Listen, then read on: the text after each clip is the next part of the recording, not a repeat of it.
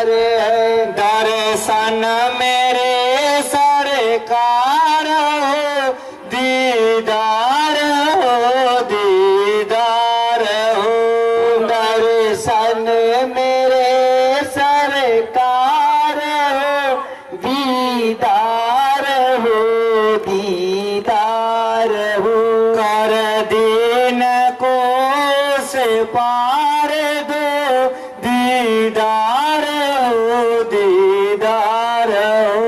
कर दीन को से पार हो, दीदार हो, दीदार हो। जय गुरुदेव।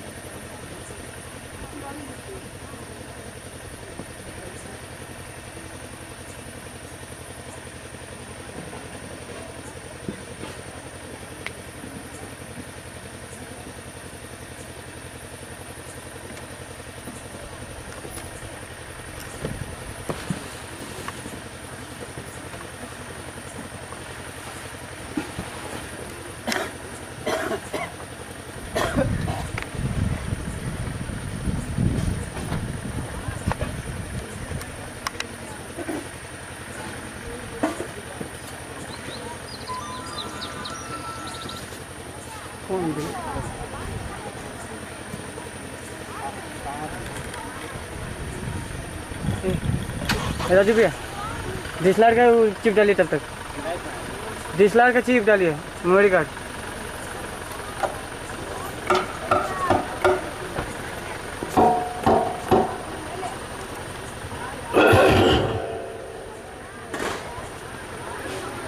सभी प्रेमी सेवा करो।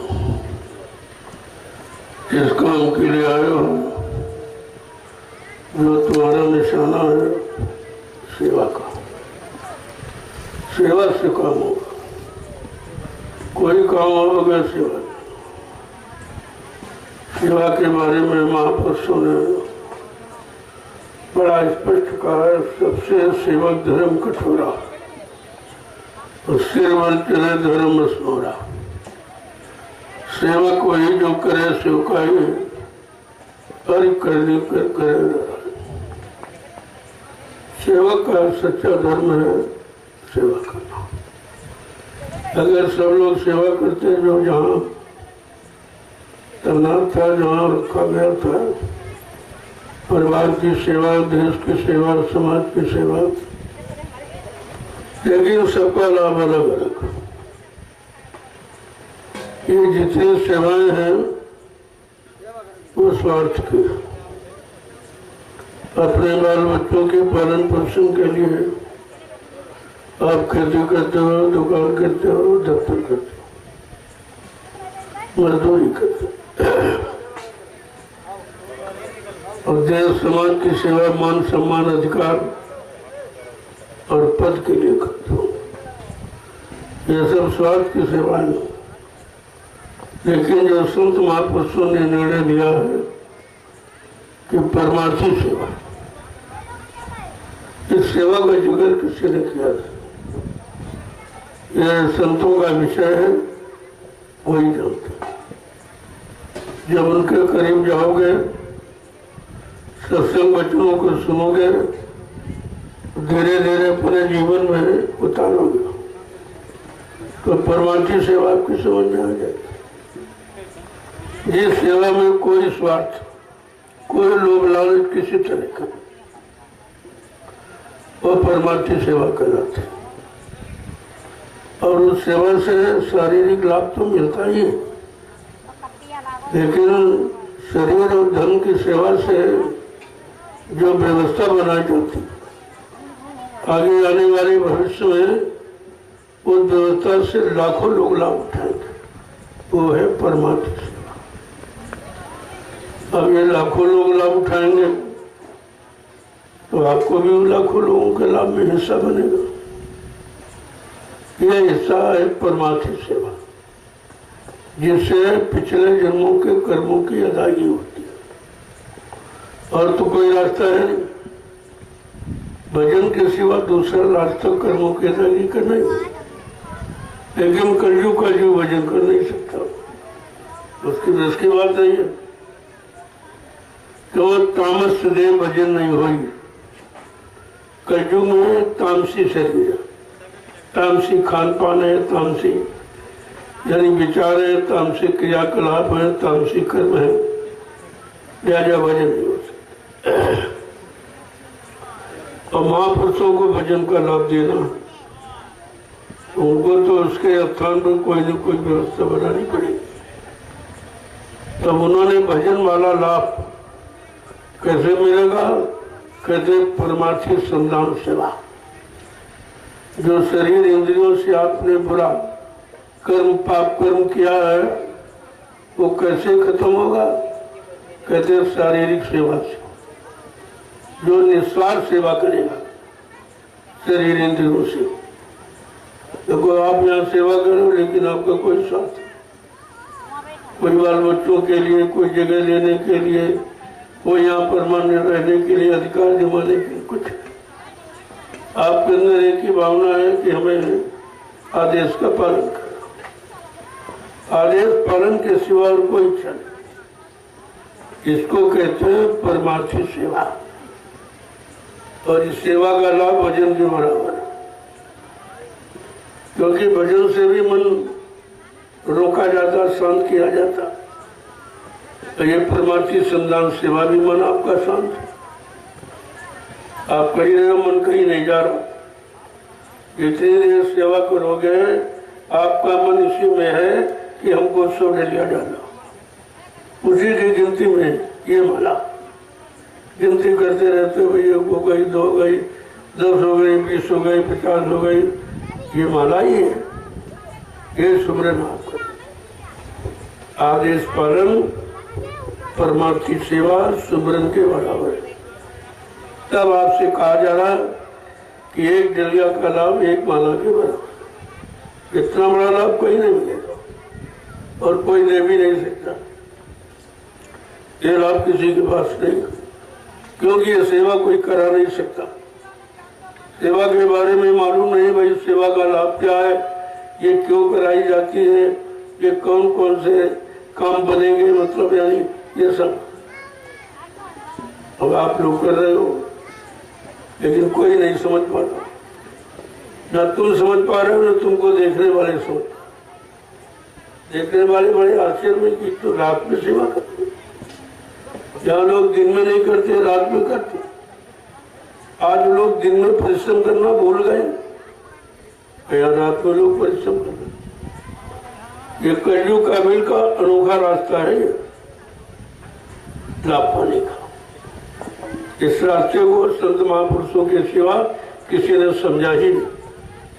और बगैर इस रास्ते से काम होगा, चाहे राजनीति का हो चाहे धर्मनीति का, कोई भी नहीं।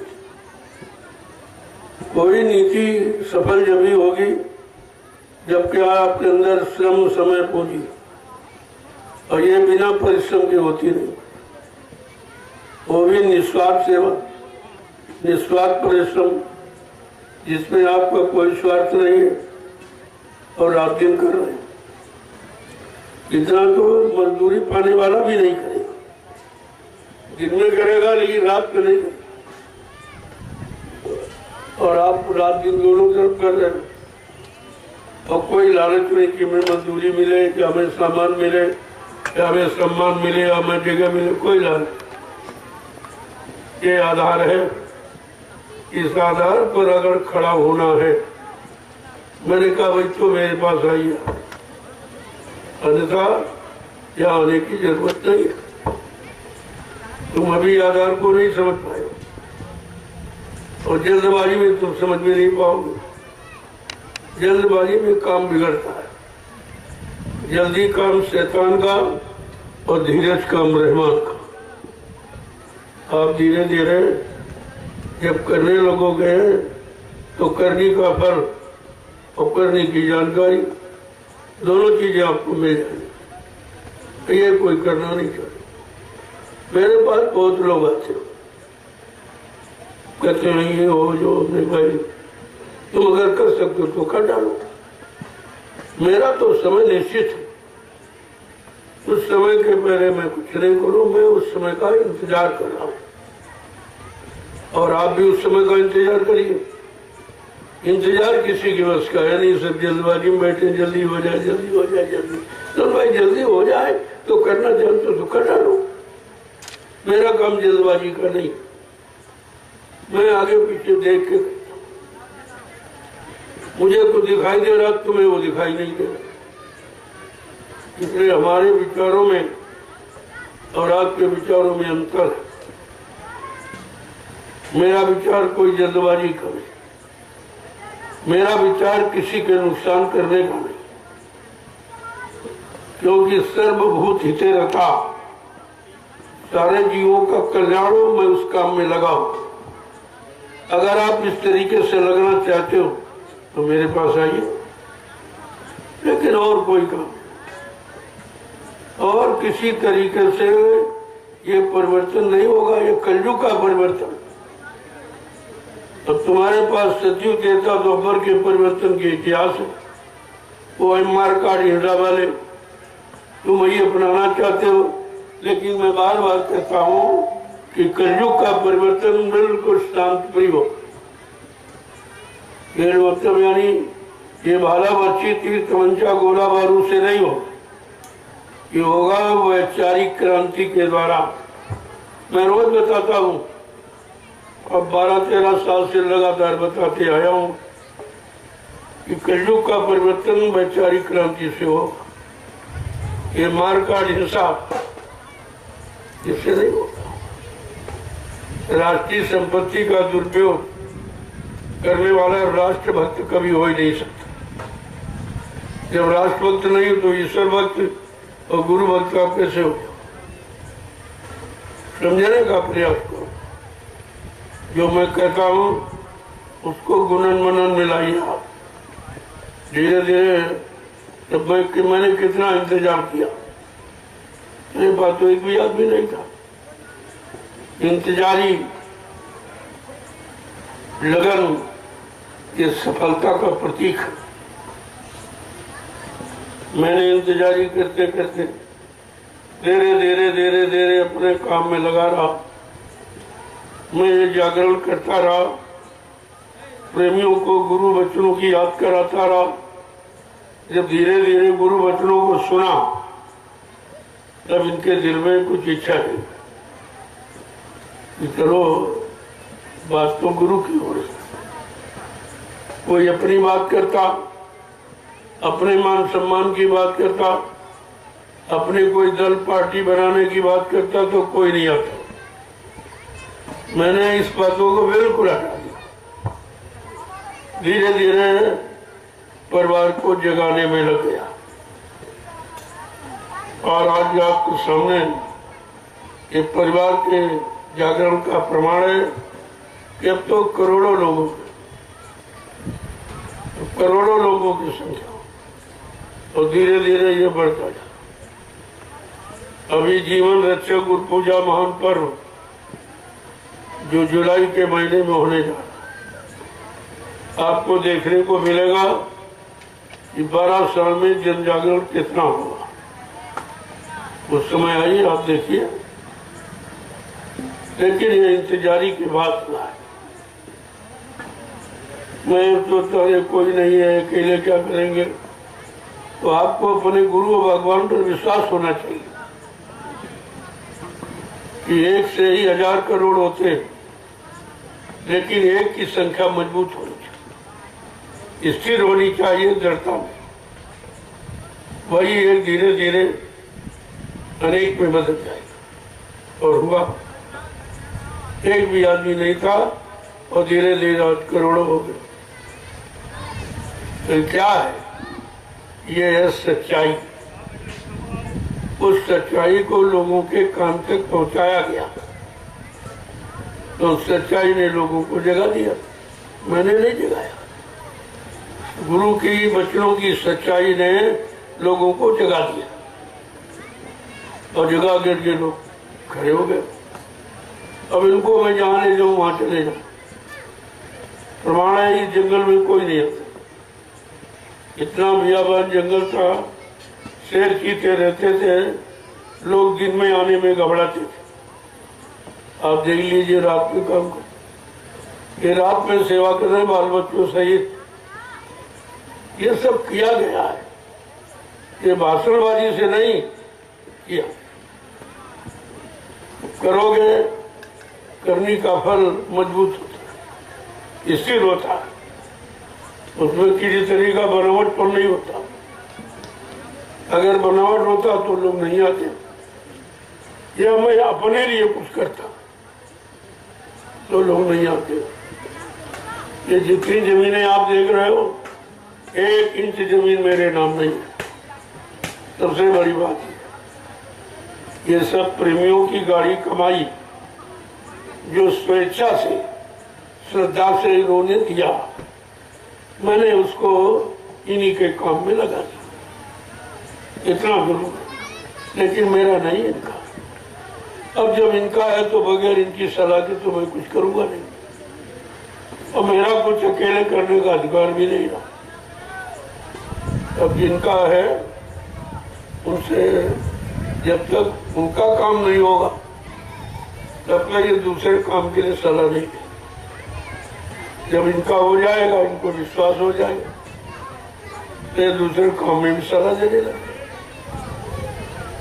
इसलिए भाई मैंने कहा जमीन मेरी नहीं है, ना मुझे जमीन पर किसी को कोई करने का अधिकार दे सकता। ये है जन जागरण, ये है सत्संगी परिवार। इस परिवार की ये मेहनत है, और बगैर इस परिवार की सलाह के मैं कुछ नहीं करूँगा। वो आपको सोच लेना चाहिए। मेरा कोई अधिकार किसी को यहाँ कुछ करने देने का नहीं है, और उस पर भी मैंने एक समिति का गठन कर दिया, जय गुरुदेव आध्यात्मिक वैचारिक प्रचार समिति। अब ये जमीन ये समिति के नाम है, कितनी भी है, तो मैं इस जमीन पर किसी को कोई काम करने का आदेश नहीं दे सकता। वो समिति, और समिति क्या चाहती है, जब तक वो समझेगी नहीं, जानेगी नहीं, तो कैसे किसी को आदेश दे। और समिति नहीं प्रेमियों की है, तो बात तो समझ ले, ये किसी एक व्यक्ति की नहीं, ना हमारी। मेरे नाम तो मैंने बता दिया, 1 इंच भी जमीन नहीं, तो मैं किसी को कैसे कह सकता हूँ भाई आप भी करिए करिए। अभी विवाद खड़ा हो जाए, प्रेमी कहेंगे अरे भैया आपने कैसे आदेश दे दिया। मैंने तो जय गुरुदेव धर्म संस्था से संबंधित काम के लिए जमीन की सेवा दी है। इसके अलावा जमीन पर दूसरा कोई काम या दूसरे मिशन का काम नहीं। बड़ा साफ साफ है, अगर इससे अनुसार आप काम करना चाहते हो तो आ जाइए, दरबार खुला। लेकिन और किसी व्यवस्था से तो मैं सारी व्यवस्थाओं को देख चुका हूँ, और जिसमें अलग अलग करके कुछ चलाया अभी तक सबसे नहीं हुआ और न सफल होगा, क्योंकि वो सफलता का रास्ता नहीं है। जो रास्ते आप अपना रहे हो वो सफलता,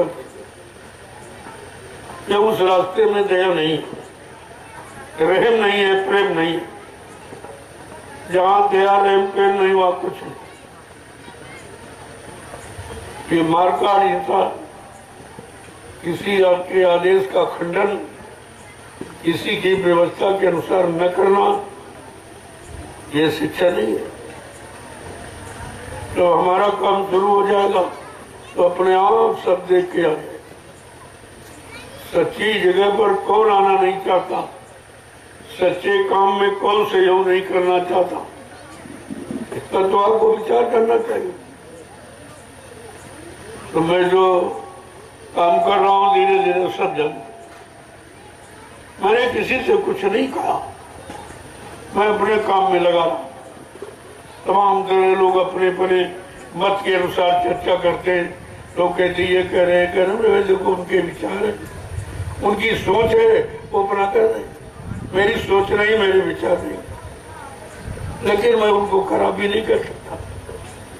जो उनके विचार है ऐसे, जब उनका खान पान खराब है तो निश्चित विचार खराब हो गए, जब विचार खराब हो गए तो उनके कर्म खराब हो गए, जब कर्म खराब हो गए तो उनका फल खराब हो गया। अच्छा नहीं है, इसलिए मैं अपने काम में लगा और मेरा समय निश्चित निर्धारित है। उस समय तक कुछ जो आता उसको बताता हूँ, यही में लग, इसी में लग जाओ, धीरे धीरे कूड़ा कचरा साफ हो जाए। अब तुम्हारे पास कोई योजना भाई हो तो तुम कर लो, मेरे पास मेरी योजना समय के अनुसार है, मैं उसी समय का इंतजार करता हूँ। अगर आप इंतजार करना जानते हो तो आ जाइए। इंतजारी समय का इतिहास है, ये क्यों बोलते हो? तो इंतजारी नहीं तो बिना इंतजारी के तो कोई इतिहास बना ही नहीं। और आप इंतजारी करना नहीं चाहते। अब तुम्हारे अनुसार जो काम होना तुम्हारे अनुसार थोड़ी होगा, तुम्हारी सोच के अनुसार नहीं होगा। वो तो उस घड़ी का, उस समय मुहूर्त का इंतजार तो आपको करना ही पड़ेगा, और नहीं करोगे तो मार खाओगे। और लोगों ने किया और मारे गए। मैं बराबर रोकता रहा, कहते रहे आप क्या जानो? अरे भाई आप ज्यादा जानते हो तो करके दिखा दो। मैं कब कहता हूँ मैं जानता, मैं तो कुछ जानता ही नहीं। मुझे तो कोई प्रेरणा दे रहा, कोई आदेश कर रहा, हुक्म कर रहा, मैं उसी आदेश हुक्म का पालन करता हूँ। मैं अपनी तरफ से कुछ भी नहीं करता। जो आदेश हुक्म हो रहा है मैं उसका पालन करता हूँ, और आप सबको पालन करने की प्रार्थना करता हूँ। ये आप भी करिए। तो परिवर्तन बड़ा कठिन है। बड़ी इंतजारी के बाद वो घड़ी देखने को मिलती है, और तुम जल्दबाजी से जब आपसे कह दिया जाएगा कि कलयुग का परिवर्तन मानव बुद्धि से परे, न मानव सोच सकता है, न मानव कर सकता है, न मानव विश्वास ही कर सकता। ऐसा परिवर्तन, ऐसे चमत्कार को दुनिया नमस्कार करेगी। भारत ही नहीं, सारा विश्व नमस्कार करेगा। वो कितनी महान भूमिका होगी, वो समय का कितना महान व्यक्ति होगा, इस पर आपको भी विचार करना चाहिए। जल्दबाजी मेरे पास सभी लोग, जिन लोगों ने आवाज लगाई है बीच में, ये हो जाएगा, ये हो जाएगा, वो आ जाएंगे, वो आ जाएंगे, ये सब झूठ है। जब आपको वो सख्त मिला नहीं है, तुम्हारी उसकी कोई रूबरू बात नहीं हुई है, तो तुम कैसे कह रहे हो? तुमने देखा नहीं है? जो नेता सुभाष के बहुत बात करते हैं, मैंने उनसे कहा तुमने देखा? अरे उनके प्रवचन, उनकी स्पीच आपने सुनी है, तो फिर तुम कैसे जान गए?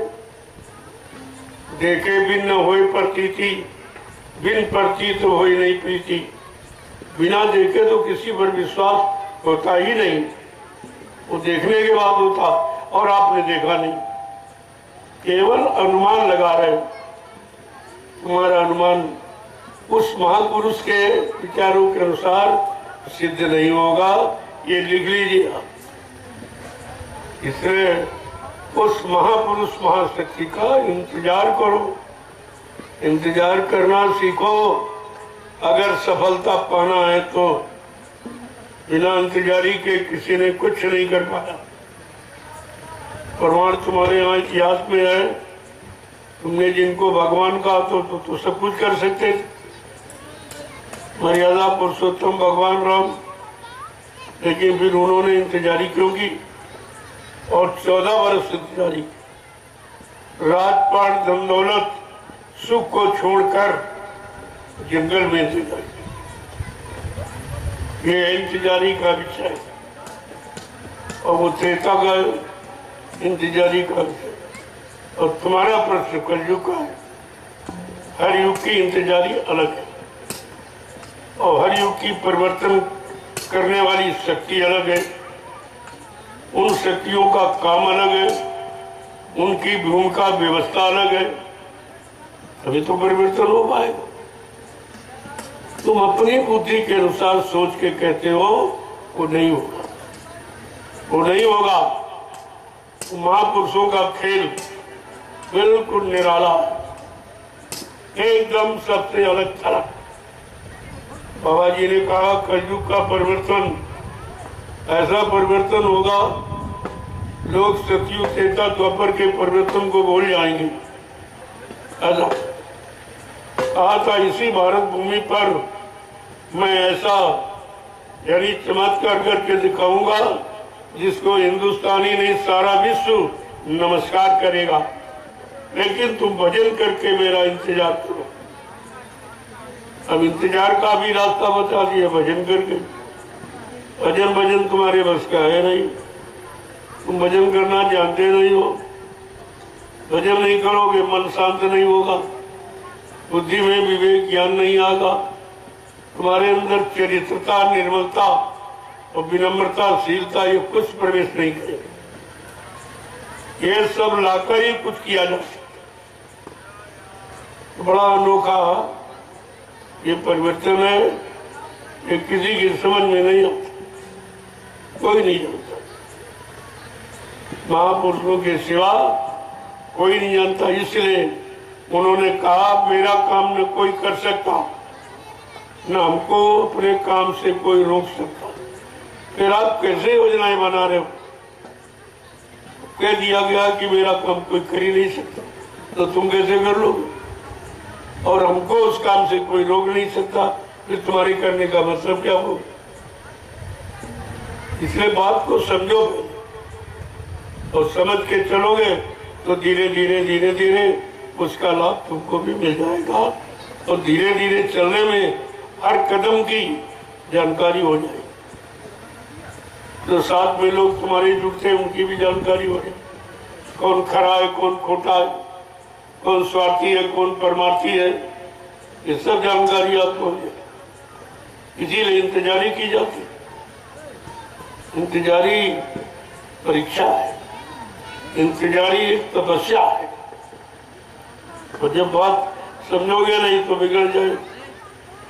मैं ऐसी कोई बात कहता ही नहीं, ऐसी बात कोई नहीं करता जो महापुरुषों के बचने से कोई अलग हो। क्योंकि काम जिनके द्वारा होगा मैं उनके आदेश संदेश का पालन करता हूँ। मैं अपनी तरफ से कुछ भी नहीं करता। अभी आप उनके आदेश को सुनते नहीं हो, उनको आदेश भजन में देंगे। जब तुम्हारा ध्यान एकाग्र होगा, मन तुम्हारा शांत होगा, तुम्हारे कान साफ होंगे, तो आवाज उनकी सुनाई देगी, उनका आदेश सुनाई देगा। देखो अब ये करना है, अब ये करना, अब ये करना। अब सब तो सुनते नहीं तो सब मानेंगे और कहोगे तो उनको आश्चर्य होगा, तो हंसी मजाक उड़ाएंगे कि उनको तो कान खुले नहीं, उनकी आंख खुली नहीं, ना दिखाई दे रहा ना सुनाई दे रहा।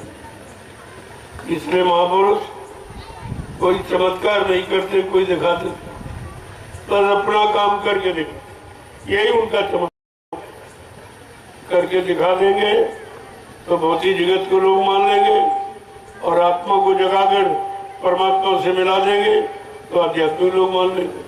ये भौतिक आध्यात्मिक दोनों तरह के लोग मान लेंगे, लेकिन बिना किए नहीं, बात करनी की। तो मैं तो यही कहता भाई जो मैं कर रहा हूँ आप भी कर, और मैं वही बता सकता हूँ जो मैं कर रहा हूँ, जिसका मुझे अनुभव है, जिसका मुझको लाभ दिखाई दे रहा, मैं वही सलाह दूंगा। मैं दूसरी सलाह अपनी तरफ से कुछ नहीं। मैं खुले मन से कहता हूँ मेरा अपना कोई काम ही नहीं, मेरा अपना कोई निजी लाभ नहीं है। अब ये बात बड़ी कठिन है, ये कोई करेगा नहीं। तुमको कोई ना कोई लाभ चाहिए, इसीलिए तुम लगे हो। कोई ना कोई लाभ आपको चाहिए, और जहाँ लाभ जहाँ की इच्छा है वहाँ फंसाव है। वही गंदगी है कि धीरे धीरे उसी लोभ लालच में तुम खुद फंस जाओ। तुम लोगों को नहीं निकाल पाओगे, खुद फंस जाओ। तुम्हारे निकलना मुश्किल हो जाएगा, तुम जीवों को क्या निकालोगे। इसलिए बहुत सोच समझ कर काम करने की जरूरत, तुम मेरे पास आने की। मेरा काम तो आप देख ही रहे हो, मैंने कोई पर्दा डाला नहीं है, कोई छिपाव रखा नहीं। आप देख लीजिए किस तरह से काम होगा। ये रात्रि में परमात्मा से सेवा कर सकते हो, तो ये तुम्हारे बस का नहीं है, तो परिवर्तन भी तुम्हारे बस का नहीं। अगर ये काम नहीं बस का तो वो काम, क्योंकि ये काम उसी काम को पाने की नींव है। असली नींव तो ये है परिश्रम, वो भी निस्वार्थ परिश्रम। और रात में कर रहे, देखिए आप, तुम दिन में नहीं कर सकते हो, ये रात दिन दोनों तरफ। मेरा काम तो खुला है, इस तरह काम में लग सकते हो, कर सकते हो तो आइए, दरबार सबके लिए। लेकिन इसके अतिरिक्त मनमुक्ता का या कोई काम, मनमुखी होकर तुम कुछ करना चाहते हो तो सफलता तुम्हारे से करोड़ों को दूर चली है। यही कारण है तुम्हारे यहाँ 70 साल की आजादी में कोई सफल नहीं होता, कोई सफल नहीं। ये वोटों वोटों से जीत जाना सफलता नहीं है। सफलता काम की, सफलता प्रतिज्ञा पूरी करने की, शपथ खाई है उसको पूरा करने वो सफल है। लोग झूठी शपथ, जो भी कसम कसम करते रहते, इन पर क्या विश्वास किया जाए। जब कहते ईश्वर को साक्षी करके, पता ईश्वर से भी नहीं डरते, इसको साक्षी करके भी कुछ नहीं कर रहे। सब झूठ बोलना, वादा खिलाफी करना, दगेबाजी करना, जो कहना कभी करना नहीं, जो वादा करना कभी पूरा नहीं करना, तो इसे क्या विश्वास। और इनको तुम समझाओगे क्या?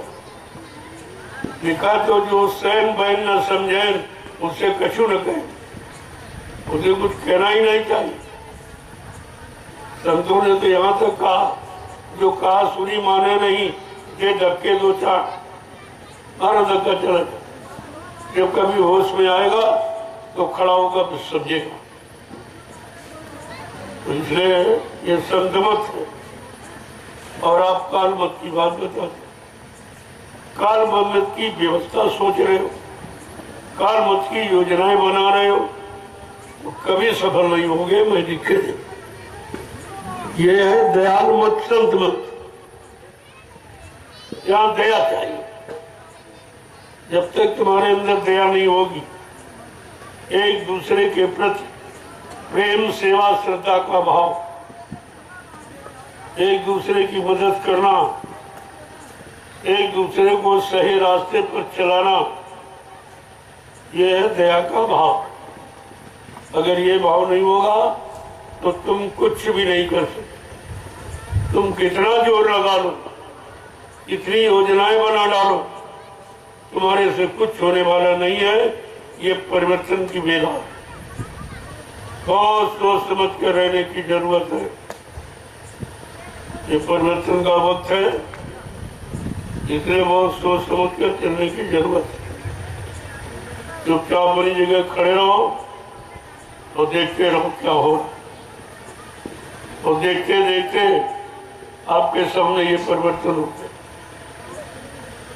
ये 3 आश्रमों का निर्माण इन 4 वर्षों के अंदर, ये धीरे धीरे का फल है।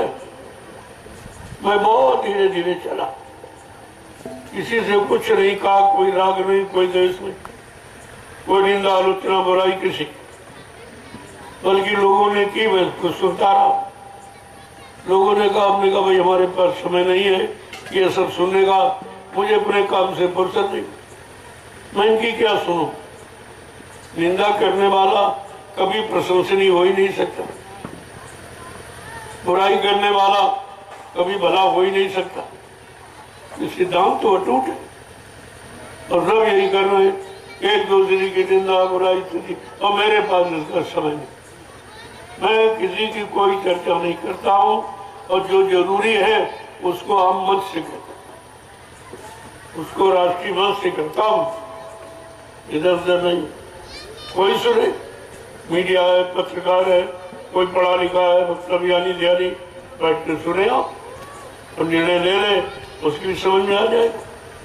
मैं कोई बात अपने लिए कहता ही नहीं, ना अपने मान सम्मान के लिए कहता हूँ, ना अपना कोई मैं प्रचार करता हूँ। मैं जय गुरुदेव प्रभु नाम का प्रचार करता हूँ, अपने नाम का नहीं। तो बात तो आपको समझनी चाहिए, हमसे पूछने की जरूरत भी नहीं। मेरा काम सबके सामने है, अगर वो काम आप कर सकते हो तो आप आइए, दरबार खुला। लेकिन इसके अतिरिक्त और कोई, आपको मालूम नहीं, मुझे मालूम है आगे क्या होने जा रहा, क्या होने वाला है, तुम्हें तो मालूम नहीं है, मुझे उसका पता है। मुझे महापुरुषों ने आगाह किया है, इशारा करके बता दिया है, मैं उसी रास्ते पर चलता और कहा धीरे धीरे अपने काम में लगे रहो। तुम्हें कुछ नहीं करना है, तुम्हारा गुरु परिवार 45 करोड़ का है, इतना जनमत किसी के पास नहीं हिंदुस्तान, न कोई राजनीतिक नेता पार्टी के पास, न किसी धार्मिक संस्था के पास। तुम्हें कहीं हाथ फैलाने की जाने की जरूरत नहीं है, और किसी के झंडे को पकड़कर और जिंदाबाद मुर्दाबाद कहने की जरूरत नहीं। अपने परिवार को जगा लो, तुम्हारा काम हो जाए। किसी के सामने कोई चंदा नोट वोट मांगने की जरूरत नहीं है, तुम्हारे पास इतना बड़ा जनमत है, अपने गुरु परिवार को जगा लो, सफलता तुम्हारे पीछे घूमेगी। लेकिन बात सुनते नहीं लोग। मैंने यही कहा, भाई मैं जो कर रहा हूँ आप भी करो, परिवार को जगा कुछ हो। ये गुरु परिवार है, इसको जगाने की जरूरत, इसको गुरु के वचनों से जगाओ। जो जो कहा गया 10 जुलाई 1952 से 2012, उसको बताइए आप। उसको जब बताओगे, सुनाओगे, तो उनके दिल दिमाग में हलचल हो कि हकीकत तो ये, अगर गुरु भक्त हो तो गुरु के वचनों को सुनो, हमारा काम हो जाएगा। और बिना गुरु भक्ति के यहाँ किसी कुछ नहीं कर पाया। राम ने जो भी किया गुरु भक्ति के द्वारा, आज उनका इतिहास में नाम है, आज लोग उनकी पूजा कर रहे हैं, सम्मान कर रहे हैं। लेकिन गुरु के वचनों का पालन न किया होता और गुरु के आदेश का पालन न किया होता तो राम को कोई नहीं जानता। पूजा पूजा की बात छोड़ दो, कोई जानता नहीं। जब गुरु ने जनकपुरी में आदेश दिया, उठाओ राम बन जाओ सीतापू, मेटाओ ताप जनक प्रतापू, ये गुरु आदेश, उस आदेश को राम ने सिरोधार किया और आदेश का पालन किया। और जो काम कोई नहीं कर पाया वो करके दिखा दिया। वहां किसी को विश्वास नहीं था।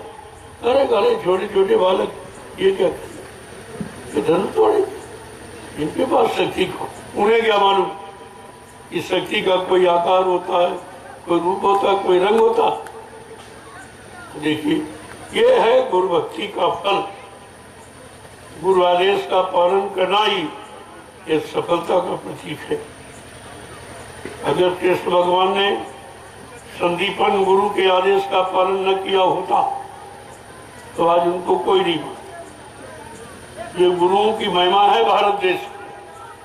गुरु माने होता मार्गदर्शक, अच्छे सच्चे रास्ते को बताने वाला। गुरु कोई आदमी इंसान का नाम नहीं है। गु माने अंधकार, रू माने प्रकाश। जो अंधकार से प्रकाश की तरफ, अधर्म से धर्म की तरफ, झूठ से सत्य की तरफ, दानवता से मानवता की तरफ ला करके खड़ा कर दे, ऐसी शक्ति को मृत लोक मंडल में गुरु कहते हैं। वो गुरु होता है। तो तुमने दाढ़ीवाल को गुरु मान लिया, ये धोखा हो गया, ये धोखा है। गुरु ज्ञान है, गुरु इंसान नहीं है। जब भूल जाओगे तो फिर भ्रम में चले जाओ। तो भ्रम को दूर करने वाला गुरु ही होता, शंका का समाधान करने वाला गुरु ही। तो इसलिए आपने जो अपने गुरु में शंका की तो इधर उधर बिखर गया, हट गए। और गुरु से हटने के बाद अब परेशान हो, अब अनुभव कर रहे हो कि गुरु से हटने का फल क्या है। अगर किसी को आपने अपना हाथ पकड़ाया तो वो उसकी जिम्मेदारी होती, वो क्या करेगा, कैसे करेगा, कौन सा दांव, कौन सी विधि तरीका तुम्हारे हित में लगाएगा, वो तो उसका काम। आपका काम खत्म, आपका काम खत्म। केवल विश्वास, विश्वास करना ही है आपको, और विश्वास का फल देना ये गुरु का काम है। अब विश्वास है आपको नहीं, तभी तो आप तरह तरह की मनगढ़ंत योजनाएं बनाते रहे, और उन योजनाओं से कुछ होना नहीं।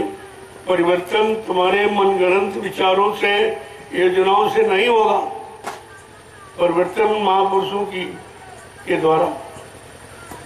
उस समय का महापुरुष कौन है जो परिवर्तन करके दिखाते। कहा ये काम जिसको लोग बहुत बड़ा काम समझते हैं और इतना समय निकल गया नहीं कर पाए, कहा बच्चा तुम विश्वास करो, मैं चुटकी बजाते ये काम कर। अगर शक्ति नहीं तो चुटकी बजाते कोई काम हो जाएगा। विचार आपको करना चाहिए। मैं कोई इधर उधर की बातें नहीं करता, क्योंकि उनसे काम नहीं होना। हम अपना समय, तुम्हारा समय क्यों खराब करें। मैं वही काम की बात करता हूँ जिससे आपको लाभ मिले, इधर उधर की फालतू बातें नहीं करता। अब धीरे धीरे आप आए हो तो सेवा करो, बैठो मत। जितनी देर बैठोगे उतनी देर में 10 जलिया डालोगे, 10 माला हो जाएगी तुम्हारी, तो बैठने का क्या लाभ। यहाँ आए हो तो कुछ लाभ हो। अगर बैठे रहोगे ऐसे तो बैठने से काम नहीं हुआ, सुनने से भी काम नहीं। काम तो करने से हुआ, वो भी समय के आदेश का पालन करना, ये करना। वो पिछले जुतियां और पिछले विधि तरीके नहीं काम करेंगे।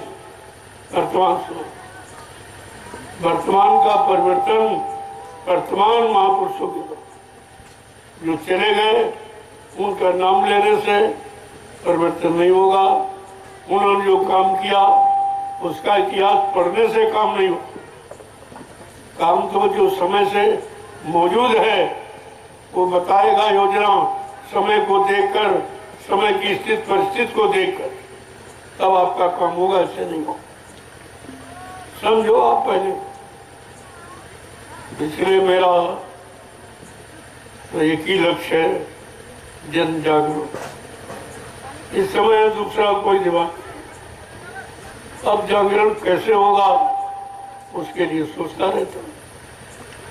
मालिक से उसी की फरियाद करता हूँ कि आपकी दया हो जाए और जागरण जल्दी हो जाए, अच्छा रहेगा।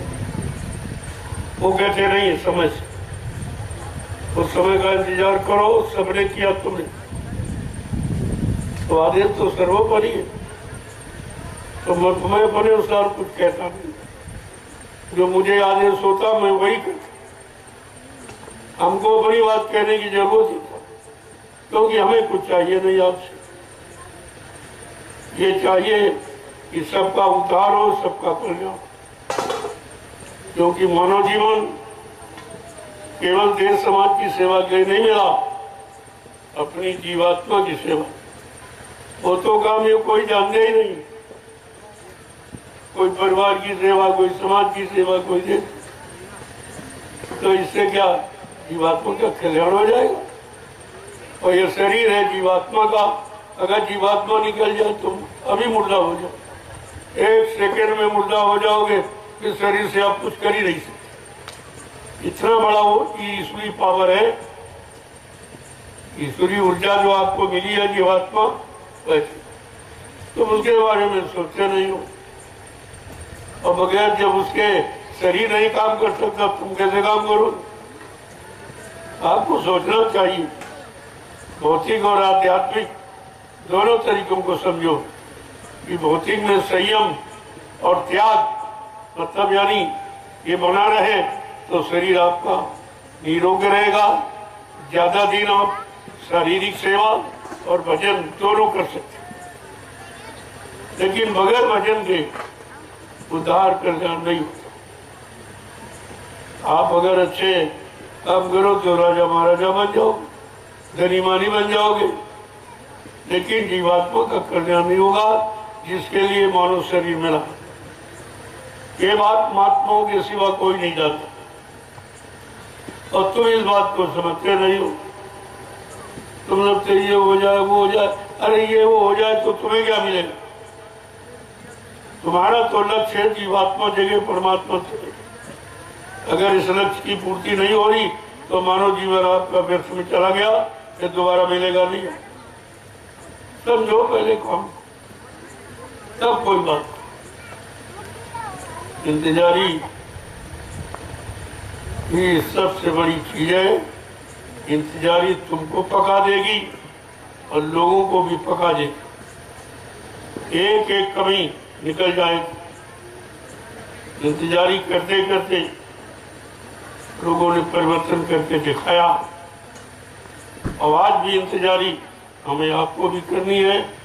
अगर परिवर्तन की बात तुम्हारे दिमाग में है तो कि परिवर्तन होना चाहिए, बदलाव होना चाहिए, तो आपको इंतजारी करनी पड़ेगी। उस इंतजारी में तुम्हें क्या करना है, उस भूमिका व्यवस्था के बारे में सोचना। तब तो ठीक है, हो सकता ऐसे कुछ तुम कितना जोर लगा लो, मैं लिखे दे तुम्हारा, कितना जोर लगा लो कुछ होने वाला।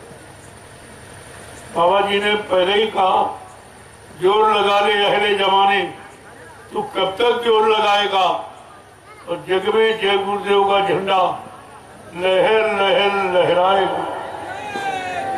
ये होगा ये कि झंडे के आगे सारे झंडे भीगे, जितने झंडे सब स्वार्थ है, लोग लालच मान सम्मान के हैं, लेकिन जय गुरुदेव झंडा प्रभु का, ये किसी आदमी इंसान का, ये निजी लाभ स्वार्थ का झंडा नहीं है, ये प्रभु नाम का झंडा। अब प्रभु नाम के झंडे से काम होगा और किसी व्यक्ति के नाम, किसी आर्टी पार्टी, कोई जनता दल के नाम से नहीं। सीधी सादी बात है और आपको करना चाहिए। मैं तो यही चाहता हूँ सब लोग मिलजुल कर वो काम करो जिससे विकास हो। पहले तो बुद्धि का विकास, तभी तो कुछ कर पाओगे। तो बुद्धि का विकास होगा खान पान से। तो अच्छा खान पान करोगे तो मतलब अच्छे विचार होंगे, अच्छे विचार होंगे तो अच्छे कर्म करोगे। जब अच्छे कर्म करोगे तो अच्छा फल मिलेगा। तुम्हारे फल को रोक ही कौन सकता है? लेकिन कम से कम अच्छे बनने का तो संकल्प करो। तुम अच्छा बताने सुनाने के चक्कर में रहते हो और अपने आप को अच्छा नहीं बनाते, तो भी कैसे कहो? लोग अच्छे बन जाए, तुम खराब ही बने रहे, तो तुम्हारा अच्छा बनाने का मतलब क्या हो? खुद करो औरों को तारो, खुद बदलो औरों को बदलो, खुद सच्चे रास्ते पर चलो और लोगों को चलना सिखाओ। हमारा ये मानव धर्म है, इसको धर्म कहते हैं। धर्म कोई पूजा पाठ नहीं होता है, यही तो लोगों ने भ्रमित किया और तुम समझ नहीं पाए। कई धर्म धारे, धर्म तो धारण का विषय। धर्म माने व्यवस्था, व्यवस्था का नाम धर्म है। आज व्यवस्था ही बिगड़ी है, इंसानों की, परिवारों की, समाज की, देश की, खान पान की, अच्छे ब्याज विचारों की, अच्छे कर्म, करने की व्यवस्था ही तो बिगड़ी, और क्या बिगड़ा? ये कहते इंसान बिगड़ा, मैंने कहा नहीं, व्यवस्था बिगड़ी। इंसान नहीं बिगड़ा, व्यवस्था। कर्मचारी अधिकारी नहीं बिगड़े, व्यवस्था बिगड़ी।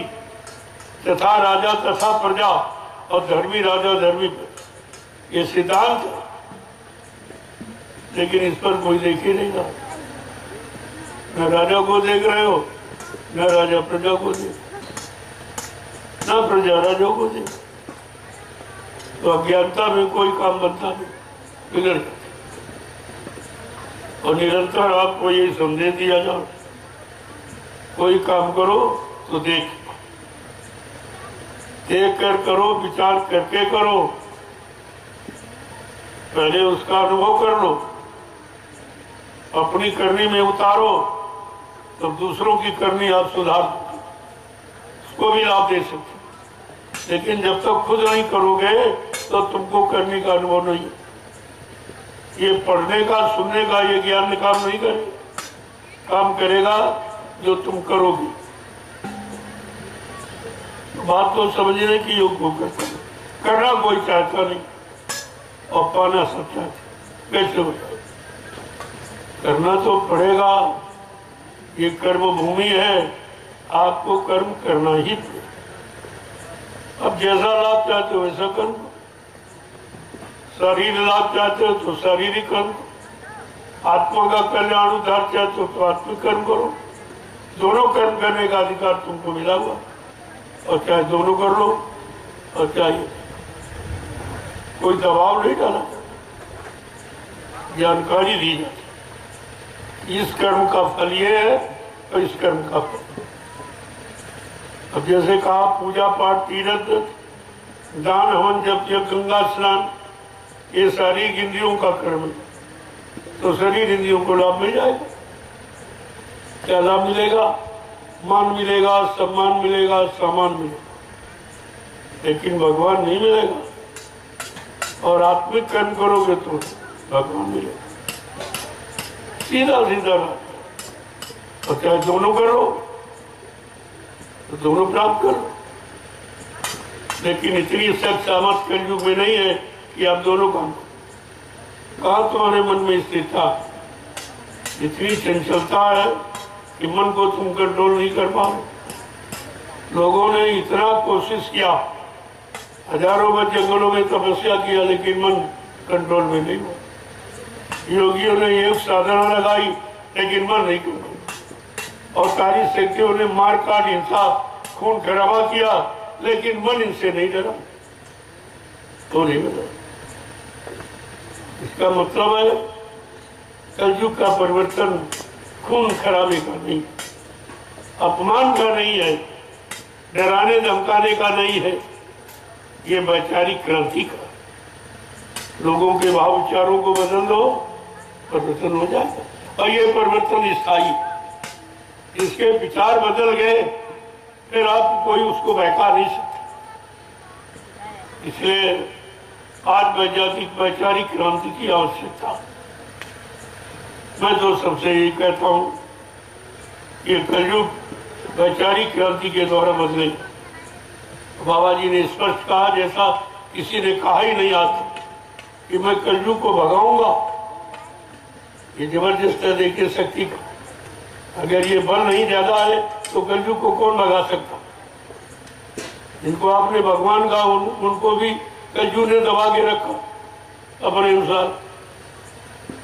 लेकिन बाबा जी ने ये कहा है, मैं कलयुग को भगाऊंगा और सतयुग को लाऊंगा, यानी बिगड़ी व्यवस्था को ठीक करूंगा और अच्छी सच्ची व्यवस्था को कायम करूंगा। ये मतलब है कलयुग सतयुग।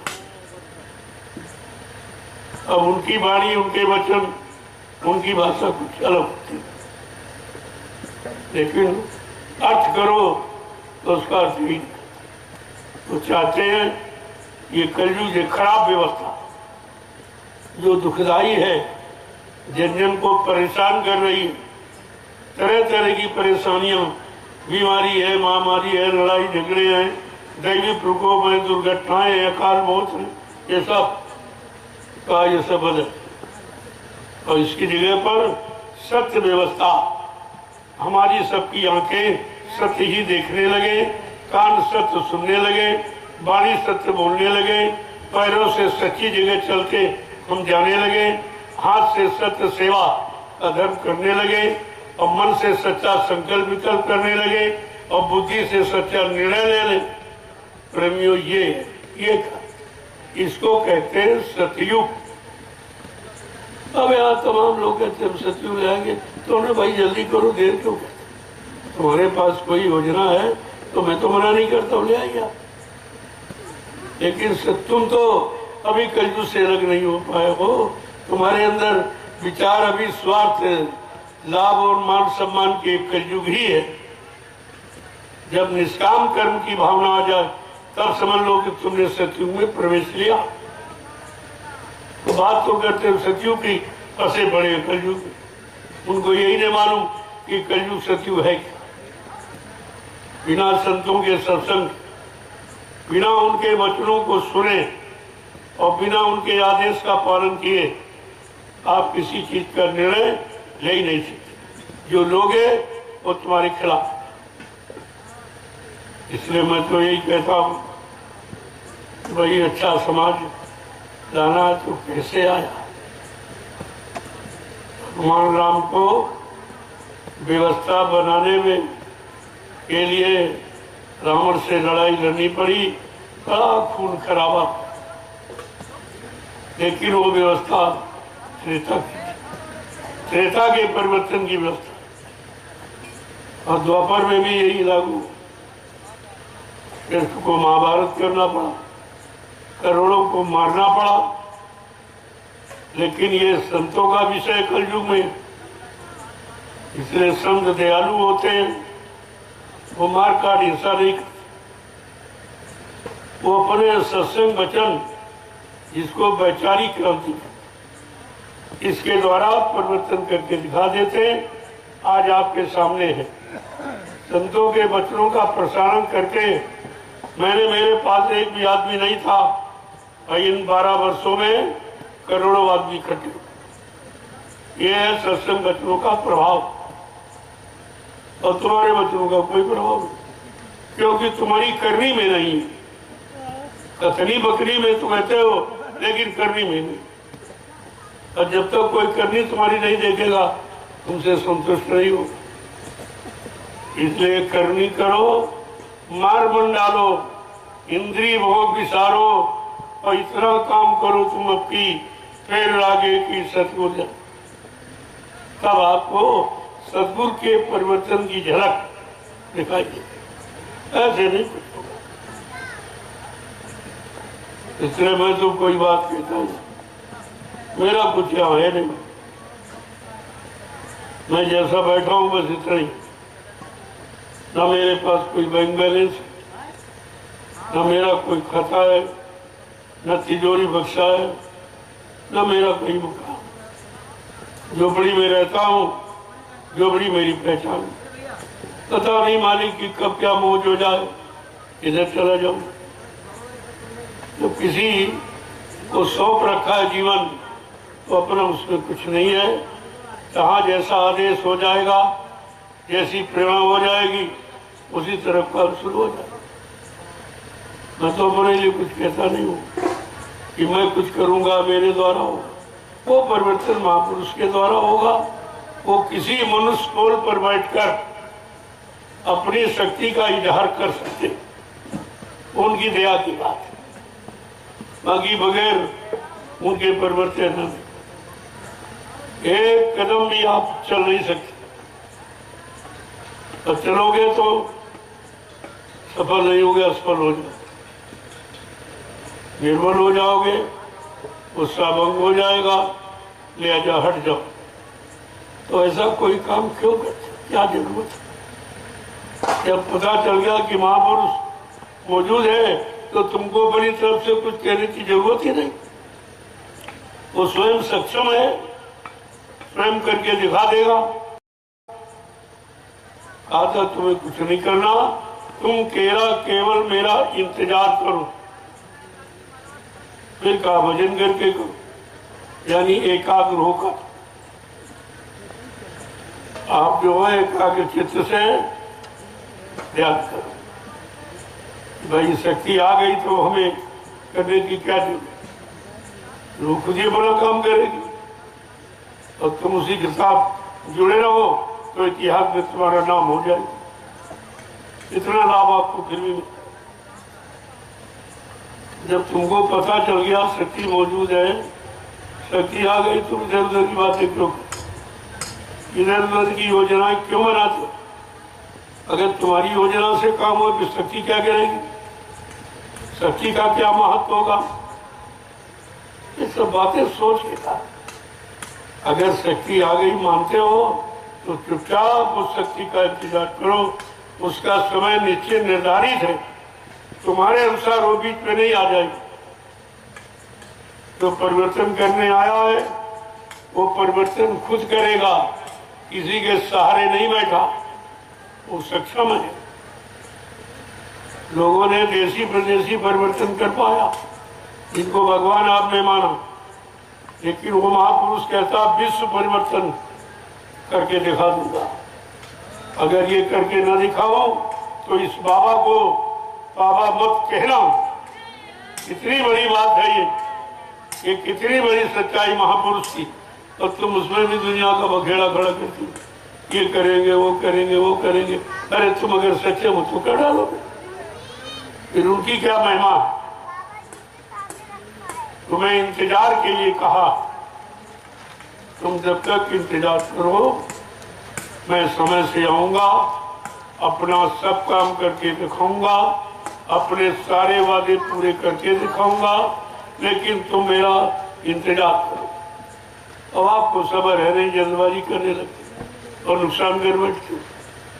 मैं बराबर मना करता हूँ, वे लोगों की जल्दबाजी मत करो।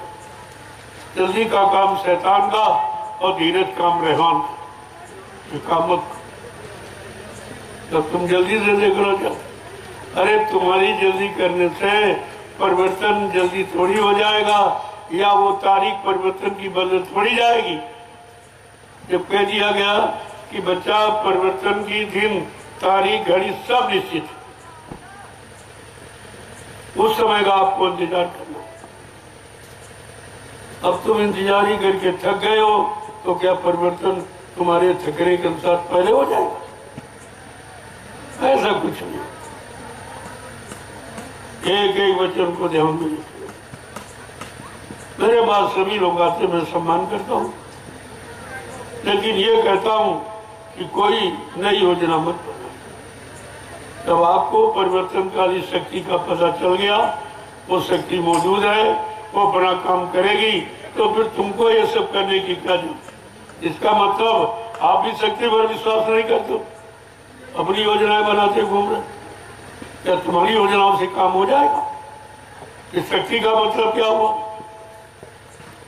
उस शक्ति की भक्ति, उनके विचारों के अनुसार इंतजारी करना और अपने जीवन को चलाना, ये भक्ति करना, उसे भक्ति करना।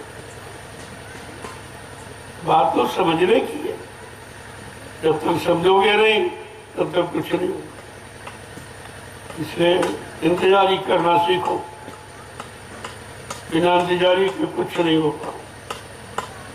जल्दबाजी करोगे तो कुदरत की मार खा जाओगे, फिर आपको कुछ नहीं मिलेगा, तुम्हारा भी उत्साह भंग हो जाएगा। ऐसा कोई काम मत करो।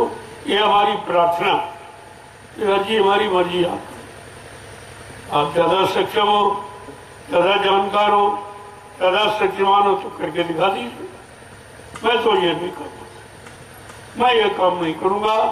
मैं महापुरुष के बिना एक कदम भी आगे नहीं चलूँगा। ये मोटी बात आप सुनो। तो मेरा पक्का विश्वास है, मैं जान गया हूँ वो शक्ति जब तक काम नहीं कर लेगी, मानव शरीर को छोड़ के जाएगी नहीं, तो फिर आपको करना ही क्या? फिर इंतजारी के सिवा दूसरा कोई काम नहीं रहेगा।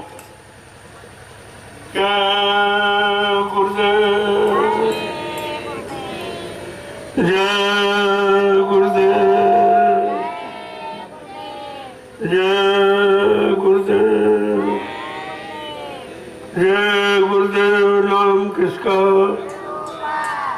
जय गुरुदेव नाम किसका, प्रभु का प्यारा नाम। देखो कोई काम, चाहे संसार का हो, शरीर का हो, परिवार, खेती, दुकान, दफ्तर, व्यापार, हम सभी लोग अपने मजहब धर्म के मुताबिक अपने अपनी देवी देवता, इष्ट परमात्मा, खुदागाड, भगवान गुरु का नाम लेके ही करते। ये हमारी परंपरा, हमारी प्राचीनतम पद्धति है। लेकिन आज जो तुम उच्चारण कर रहे हो उसमें भगवान का नाम है। जितना नेता मंच पर आता, भाषण देनो भगवान को बोल जाता, किसी को भगवान का नाम लेते आपने नहीं सुना। आपको समझ लेना चाहिए कि भगवान से इसको प्रेम नहीं है तो इंसान से प्रेम क्या करेगा। जब भगवान को भूल गया तुम्हें क्या याद करेगा। सबकी बात कह रहा हूं, जितने मिशन चल रहे हैं, चाहे धार्मिक, राजनीतिक हो, भगवान का नाम कोई लेता ही, और यही असफलता का कारण, कोई नहीं लेगा।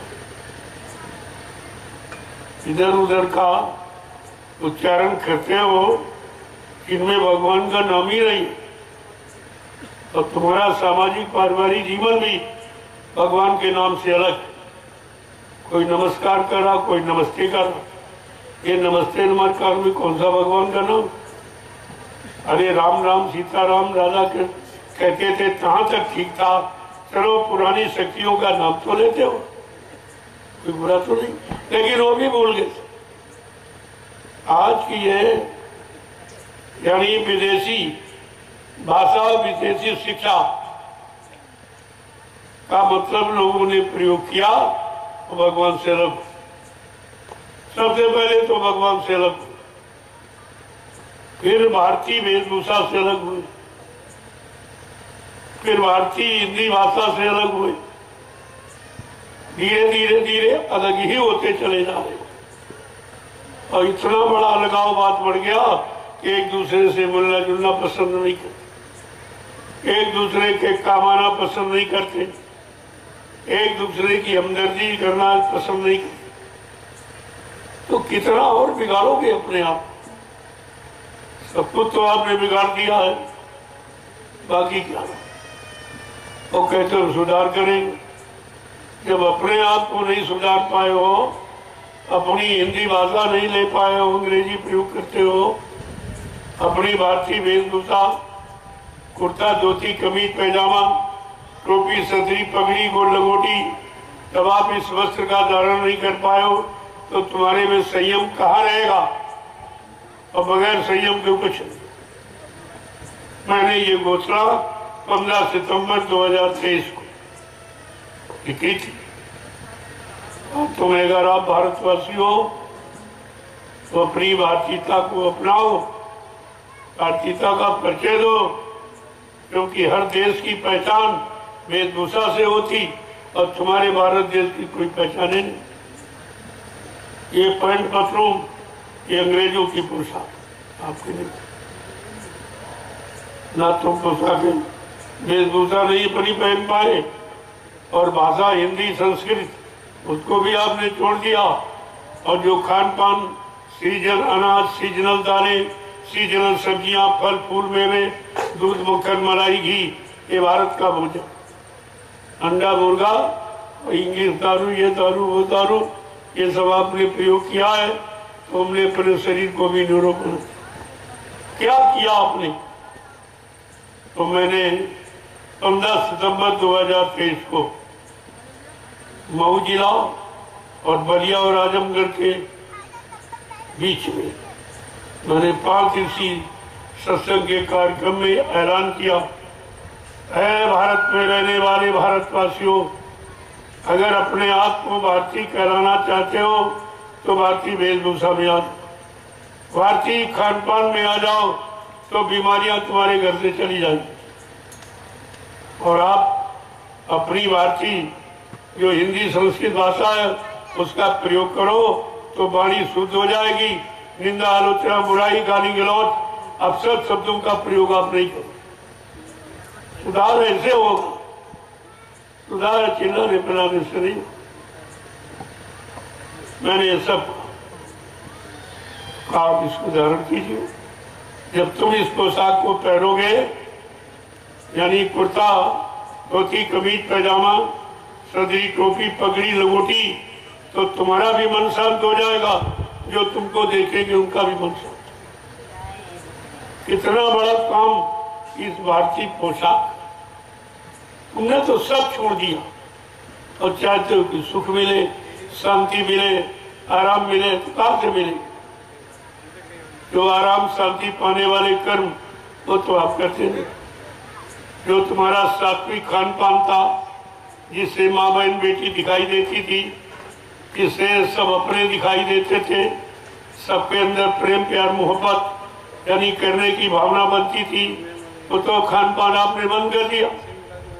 ये तामसी आहार जो जानवर कच्चे जंगली या कुत्ता कौवा गीत खाता, वो मुर्दा मान तुम खाने लगे, तुम्हारी विभूति वैसी हो, तुम्हारे कर्म से हो गए।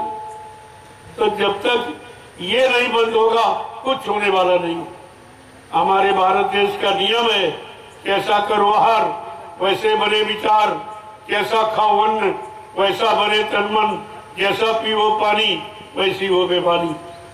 इसको अपनाना पड़ेगा अगर सुख शांति लाना तो। शाकाहारी हो जाओगे, बीमारियों से बच। बीमारी तुम्हारे दरवाजे नहीं आ सकती, लेकिन तुम इतना बिगड़ चुके हो, तुमने अपनी जीभ का स्वाद इतना खराब कर दिया, अब तुम्हारे बस का कुछ नहीं रहा। जब खान पान खराब है, भाव विचार खराब है, तब फिर ये भाषण और प्रवचनीय क्या करेंगे? इनसे क्या होने वाला?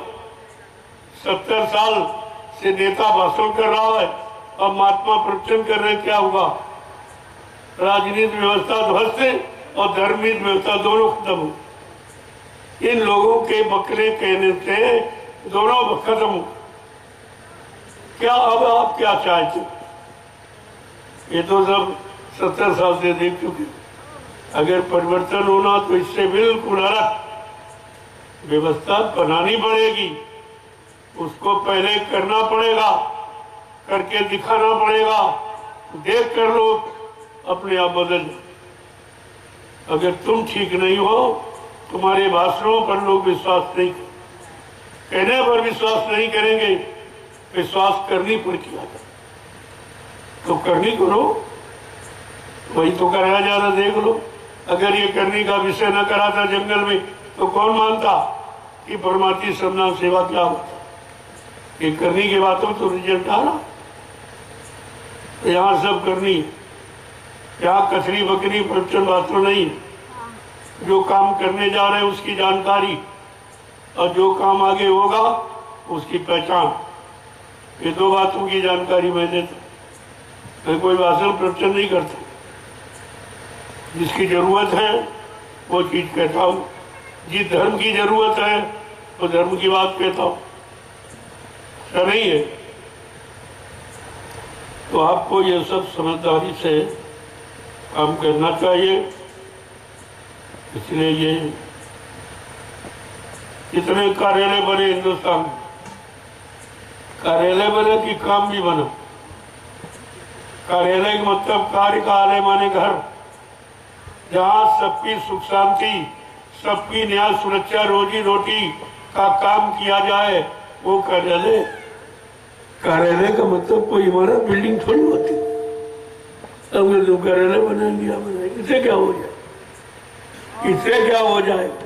अरे व्यवस्था बनने की बात करो, कार्यालय मकान बनाने की बात मत करो। काम बनाने की बात कि भारत की जनता का काम कैसे बनेगा, इसको सुख शांति कैसे मिलेगी, इसको न्याय सुरक्षा रोजी रोटी कैसे मिलेगी, महंगाई गरीबी कैसे दूर होगी। अरे बात तो इसकी करो। क्या घर बना दोगे तो क्या काम हो जाए? हिंदुस्तान में सड़क बने के सब कार्यालय बने, इस पार्टी का कार्यालय, उस पार्टी का कार्यालय, और वही तुम सोच रहे हो अभी करो, तो तुम्हारे उनके तो एक ही विचार हो, फिर तुम बदलाव कैसे करोगे? जब तुम्हारी कार्य प्रणाली में अंतर नहीं है, जो वो कर रहे हैं वही तुम कर रहे हो या करने के लिए तैयार हो, तो फिर तुम कुछ करके दिखा नहीं सकते। फिर करना तुम्हारे बस का नहीं, दिखाने की बात तुम्हारे अंदर भी है।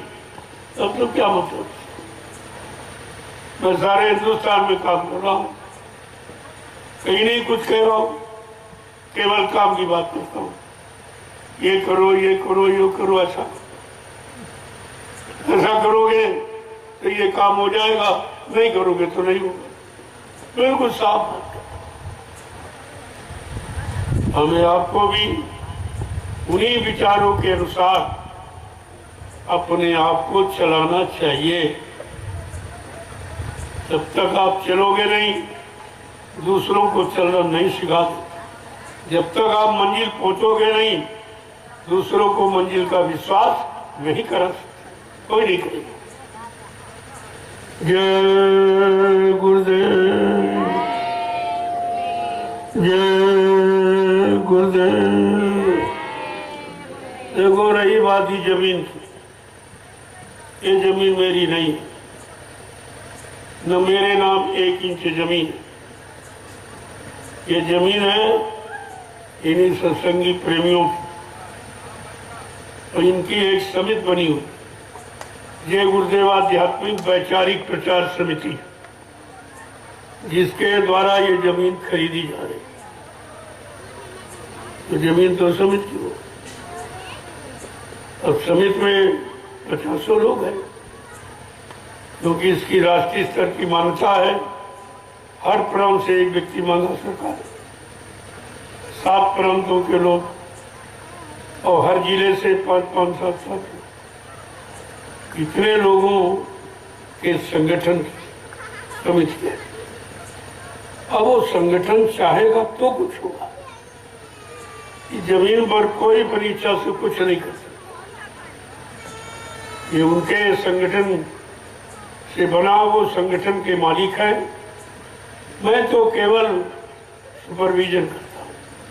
देख, आज यहाँ हूँ, कल और चला जाऊँ, तो किसी जगह कहीं हूँ कि कार्ड तुम करने निकल गया, 2 महीने बाद आया, तो व्यवस्था ये अपनी देखते यही चला। समय समय पर रहता हूँ तो देखभाल करता हूँ, कोई कभी भी इसे देखता हूँ तो उसका सुधार बता देता हूँ।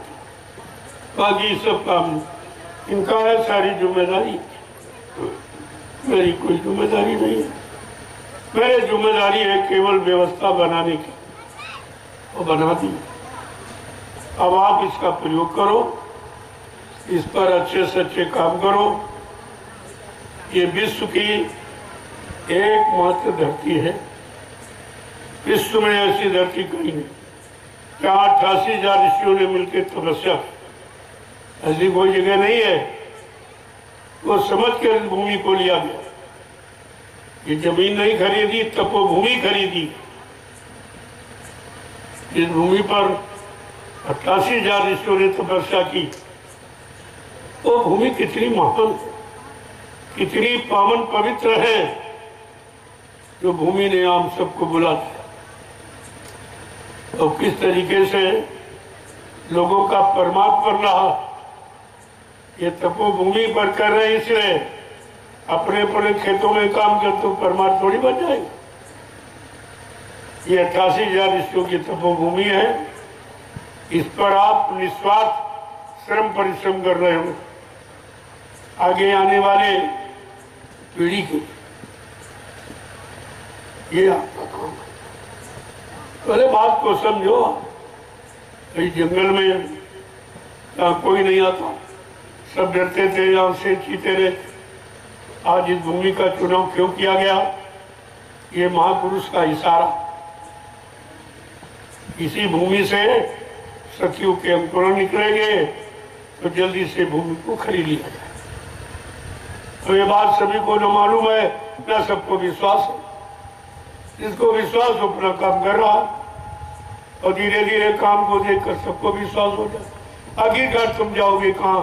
जब विश्व में कहीं ऐसी भूमि नहीं है, तो सबको एक न एक दिन आना ही पड़ेगा। कहाँ जाओ? तो आप जो कर रहे हो कितने भाग्यशाली हो कि ऐसी सेवा करने का अधिकार किसी को कहीं नहीं मिला। जय गुरुदेव। अब आपकी सेवा पूरी हो गई। धीरे धीरे आप आइए, अपनी सेवा का प्रसाद ले। ये प्रसाद तुम्हारी थकावट को दूर करे, तुम्हारे मन को शांति प्रदान करे। प्रसाद हिंदुस्तान में कोई बना नहीं सकता। मैं चैलेंज के साथ कहता हूँ कि हिंदुस्तान में प्रसाद बनाना किसी को मालूम नहीं। क्यों?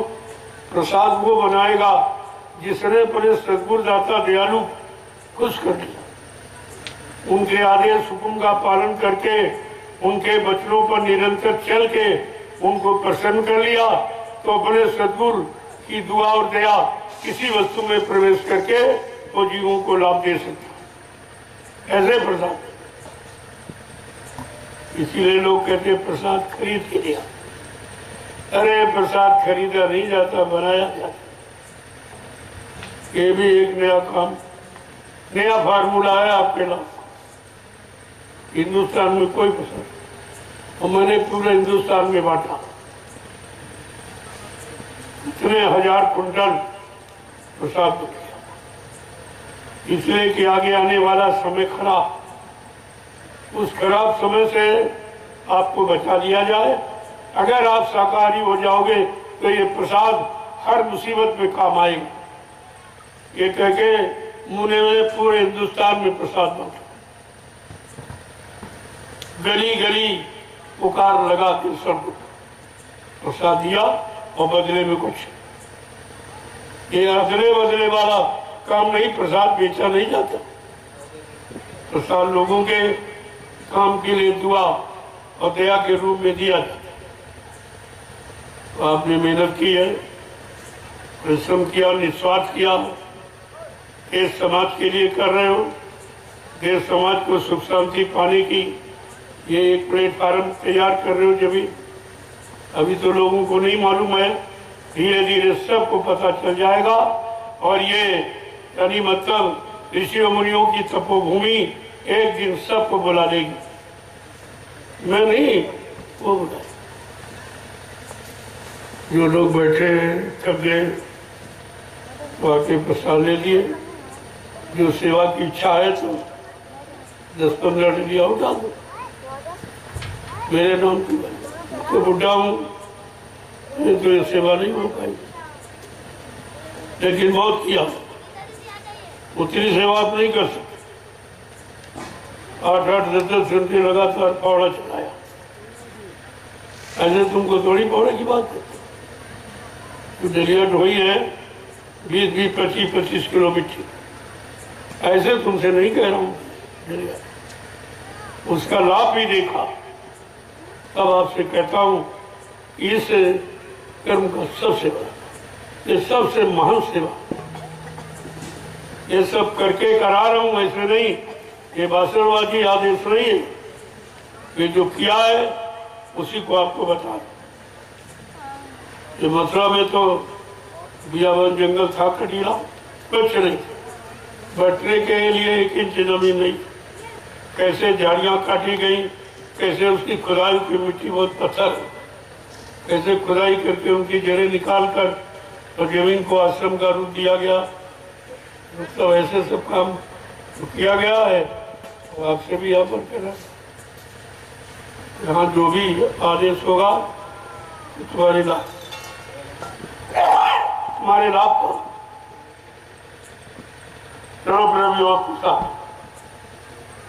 अगर डालने तो 15 डिलिया डालो, इसके बाद और अपना प्रसाद ले लो।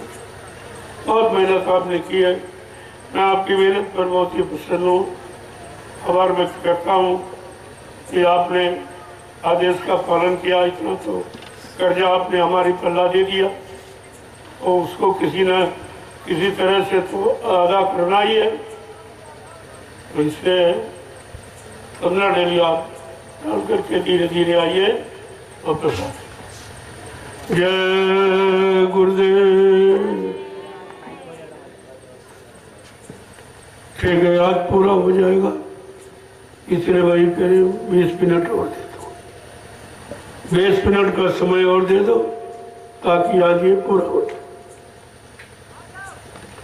आज ये काम आपका पूरा हो।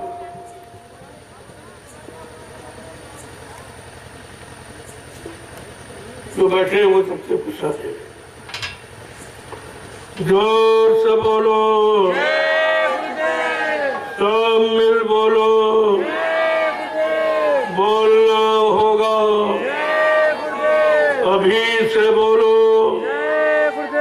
दुख दर्द हरेंगे, जय गुरुदेव, सब कष्ट मिटेंगे, जय गुरुदेव, सुख शांति भी देंगे, जय गुरुदेव, सबके दाता, जय गुरुदेव, सबके मालिक, जय गुरुदेव, प्रेम से बोलो, जय गुरुदेव। ये नाम नहीं इंसान का, यह नाम है प्रभु का, ये काम नहीं इंसान का। यह काम है प्रभु का। ये इंसानों में बस की बात है कि रात में सेवा करें। सामने तुम्हारे हो रहा देख लीजिए, इसलिए इन बच्चों को संभाल के रखो, ये सब आपके काम आने वाले। ये जो काम किया जाएगा उसका परिचय, ये जय घोष जो आपको सुनाया जा रहा है, ये उस तरह की नहीं, इनकी जय उनकी जय उनकी बोल के बात खत्म कर, ऐसा नहीं है। तुम्हारी जय कैसे होगी बात को इस बात की, तुमको अपनी जय विजय का ख्याल रखना चाहिए।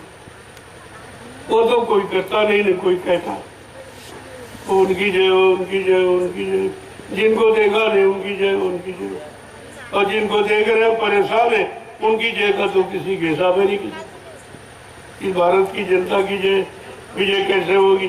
ये बेचारी रो रही, चिल्ला रही, ये परेशान है, तरह तरह बीमारी, तरह तरह लड़ाई झगड़े, झूठे मुकदमे, एक तरह से, तो इसकी जय तो कोई नहीं सोच रहा। कहते भगवान से बड़े उनकी जय तुम बोलो, तो तुझे होगी, त्रेता में हो गई, दोपहर में हो गई, अब कलयुग में आप तुम्हारी जय कैसे हो? अपनी जय विजय की बात करो, तो किसी के दिमाग में भी नहीं। इतना समझाओ, इशारा करो, इनकी बुद्धि में कुछ क्यों? विनाशकारी विपरीत बुद्धि, जब जिनका विनाश होने को होता उनकी बुद्धि विपरीत दिशा में काम। कितनी अच्छी सच्ची बात बताओ, उनकी समझ में नहीं आती है, क्योंकि उनके पाप का घड़ा भर गया। जब जैसी हो तब्यता तब तैसी मत होए, और काल रेख की लेख को मिट सके नहीं कोई। इस बात को ध्यान में रखना चाहिए। जय गुरुदेव, जय गुरुदेव। अब जल्दी से आप 20 मिनट का समय दे दो और आपकी सेवा आज से यहाँ की पूरी हो जाए, ये मैदान आपका बन जाए। क्योंकि आगामी जो एक विशाल कार्यक्रम होने जा रहा है, जिसमें मीडिया पत्रकार फेल हो जाएगा, गिन नहीं पाएगा कितने लोग जंगल में, उस कार्यक्रम की तैयारी है। मैं उसी में रात ही लगा, क्योंकि इतना विशाल कार्यक्रम है तो तैयारी तो जरूरी है। सर्वप्रथम जगह की तैयारी कि लोग बैठेंगे, सत्संग कहाँ सुनेंगे, दिशा मैदान कहाँ जाएंगे, नहाना धोना कहाँ होगा, भंडारे कहाँ लगेंगे, भोजन प्रसादी कहाँ दी जाएगी, ये सब जमीन पर तो होगा। उसी के लिए जमीन तैयार। जब तक ये कार्यक्रम नहीं होता है मैं कोई दूसरा काम नहीं छोड़ूंगा। वो काम पूरा हो जाने के बाद सोचूंगा कि किधर निकलना है, बैठता नहीं हूँ, किधर निकलना, इधर लोगों के कान तक संदेश पहुंचाना। तो वही कह रहा हूँ, मैं जो कर रहा हूँ आप भी करो, और आप ये कर नहीं सकते, हमारे बस का नहीं। 1-2 दिन करोगे, मैं लगातार 12 वर्ष से संदेश ही दे रहा हूँ, दूसरा कोई काम। आने वाले समय की जानकारी और जाने वाले समय की जानकारी, दोनों समय की जानकारी जिसको सतयुग का आना और कलयुग का जाना कहते हैं, तो पूरी जानकारी है। और इसके बीच का समय खराब, इसकी जानकारी देता हूँ। उस खराब समय से अपने आप को आप कैसे बचाओगे, वो भी ईश्वरी चिंतन, जिसको भजन इबादत कहते हैं, वो भी आपके सामने कर। ये सब काम है, भौतिक आध्यात्मिक दोनों की जरूरत है। भौतिकता को जान जाओगे, शरीर परिवार समाज शुद्ध हो जाएगा। अध्यात्म को जान जाओगे, जीवात्मा का उद्धार हो जाएगा। ये दोनों काम आपके हो जाए। जय गुरुदेव। जय गुरुदेव। जो लोग बैठे हैं वो प्रसाद लेना शुरू करें। धीरे धीरे 1 घंटे तो प्रसाद मिलेंगे।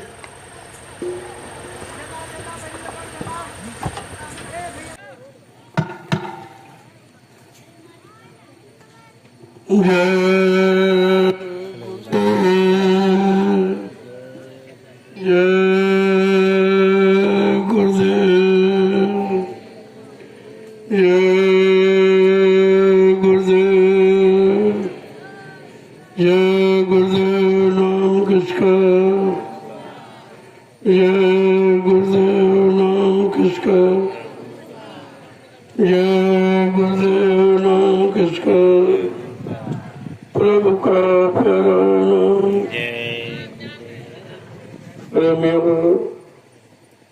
अब आपकी सेवा लगभग पूरी हो गई। दो डलिया डाल दो, बस बंद कर दो। दो डलिया पूरे डाल कर बंद कर दीजिए। आपकी सेवा पूरी हो गई और काम भी आपका पूरा हो गया। ये आखिरी अभियान है 2 डलिया का। इसका महत्व है, जो अंतिम आदेश होता है उसका फल अलग होता है। इसलिए हमेशा आदेश का ध्यान रखना चाहिए। कब क्या कह दिया जाए, क्या इशारा कर दिया जाए, क्या आदेश दे दिया जाए, उसमें कोई न कोई राज होता है और इसमें प्रेमियों का लाभ छिपा होता है। तो डरता रहो, बस वापस आ जाओ और प्रसाद ले लो। ये 2 डलिया महत्वपूर्ण है। इनका मतलब कुछ है। 2 का मतलब समझा करो। 2 डलिया और बस वापस आ जाए।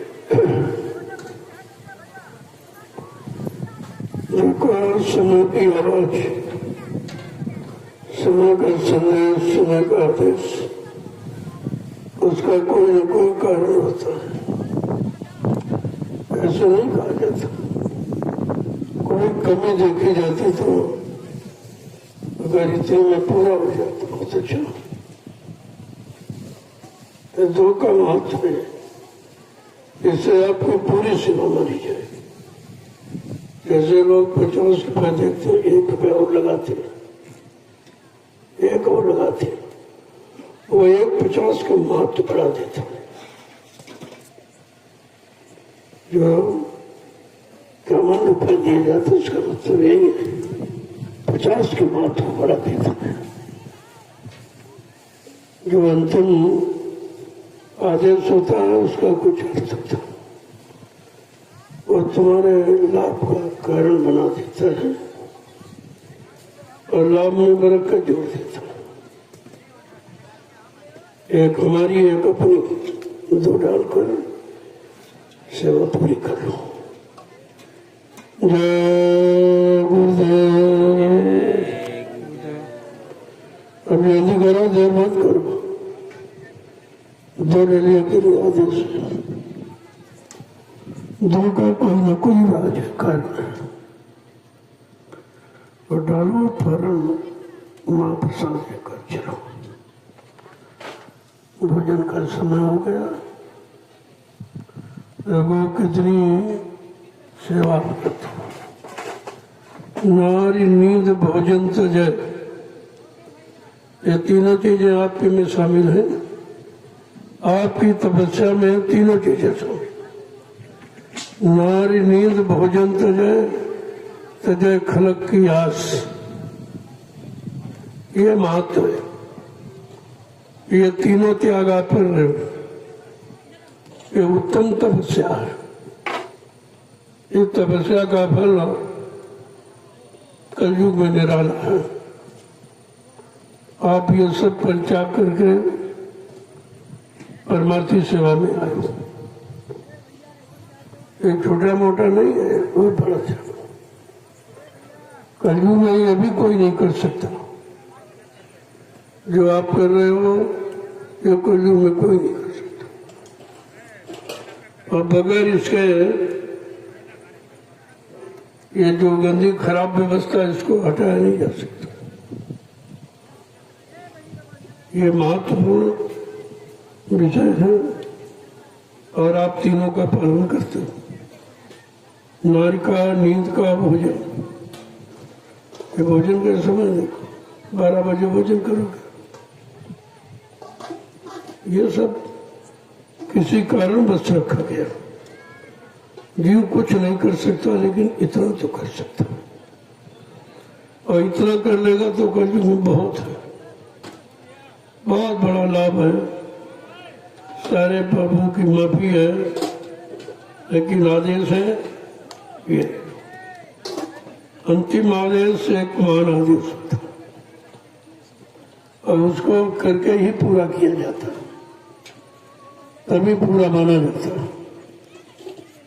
अब आप धीरे धीरे चलिए, महाप्रसाद ले लीजिए। बोलो जय गुरुदेव, जय गुरुदेव, जय गुरुदेव, जय गुरुदेव। नाम किसका? जय गुरुदेव। नाम किसका? प्रभु का प्यारा।